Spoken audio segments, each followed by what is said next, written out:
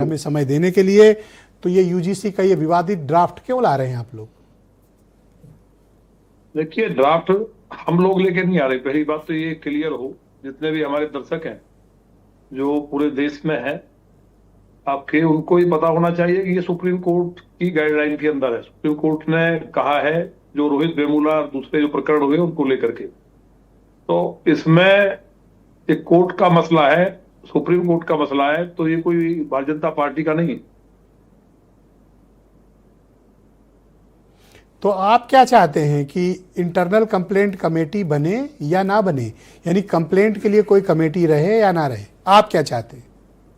देखिए, कमेटी अगर बनती है और उसमें अन्याय ना हो तो वो अच्छी होती है। कोई जब कानून बनता है तो उस पर तमाम विशेषज्ञ बैठते हैं, तमाम विचार होता है, और किसी के साथ गलत ना हो, उसका दुरुपयोग भी ना हो, और कहीं अन्याय हो उसके तो हम हमेशा खिलाफ रहे हैं।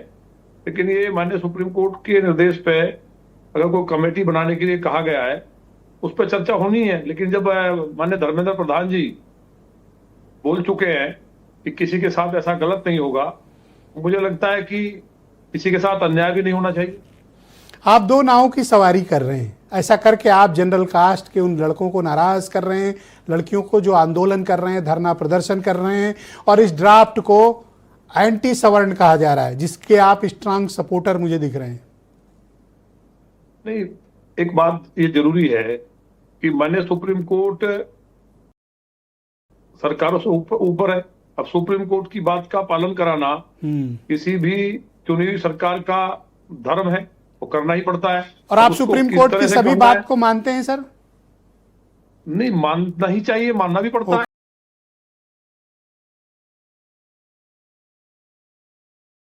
तो अगर मानते हैं तो सर्विसेज के मामले में सुप्रीम कोर्ट ने एक आदेश दिया था कि दिल्ली की जितनी भी सर्विस मामले हैं वो राज्य सरकार के अधीन होंगे, लेकिन आपकी पार्टी की सरकार ने लोकसभा में एक बिल लाकर सुप्रीम कोर्ट के आदेश को पलट दिया था। आप कहें तो मैं ऐसे 10 उदाहरण आपको याद दिला दूंगा। सुप्रीम कोर्ट की आड़ में आप ये ड्राफ्ट को कानून बनाना चाहते हैं, करेक्ट? नहीं नहीं, ऐसा नहीं है, ऐसा नहीं।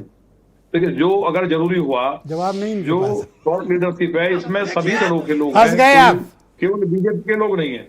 नहीं, फंसे नहीं है, केवल बीजेपी के लोग नहीं है, इसमें तो सारे दलों के लोग हैं।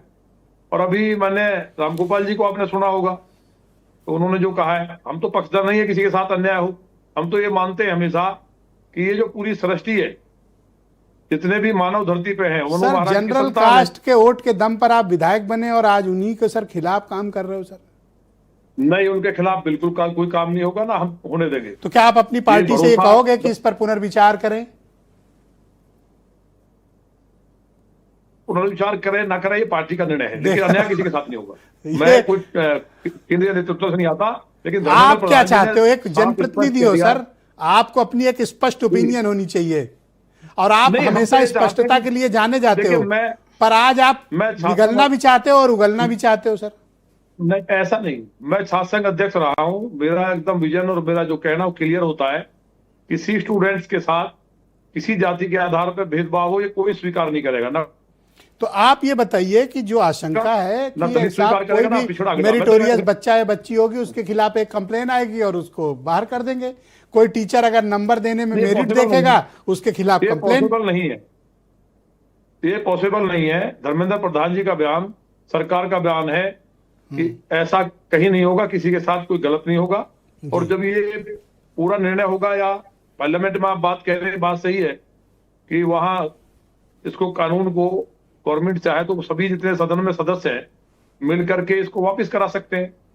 आप क्या चाहते हो? आपकी डिमांड क्या है? आप अपने क्षेत्र के लोगों से क्या चाहते हो? उनके लिए कुछ है? हमारे क्षेत्र के लोग, बहुत से लोग आपको सुन रहे हैं, और आप जो कहोगे वही इबारत बनेगी। बोलो आप।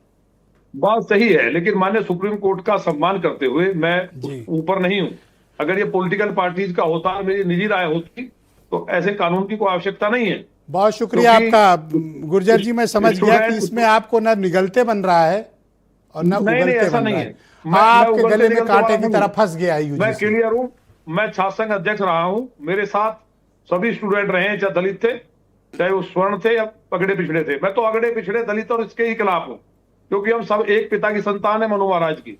तो मनुष्य क्यों ला रहे हो ये बनाए। कानून? जब एक इसलिए पिता कोई की भेद ही नहीं संतान है। हो तो बेटों में अलग अलग भेदभाव क्यों कर रहे हो कि छोटा वाला नहीं, कंप्लेंट कर भेदभाव- सकता है, बड़ा वाला नहीं? भेदभाव के मैंने मेरी बात अगर सुनेंगे, मैं तो इस बात का सर पक्षधर हूं। मेरे शब्दों को बुरा मत मेरी बात मानिएगा तो- सर, आपका दोहरा आचरण है।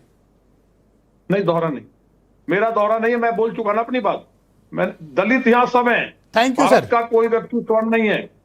अनस मैं बड़ी रहमान बात कह रहा हूं, NSUI कोई भी व्यक्ति के भारत में सेंट्रल स्वर्ण नहीं यूपी है। के अध्यक्ष हैं। सभी लोग धन्यवाद दलित हैं। विधायक जी, शुक्रिया। सब लोग समझ गए हैं आप क्या चाहते हो। अनस रहमान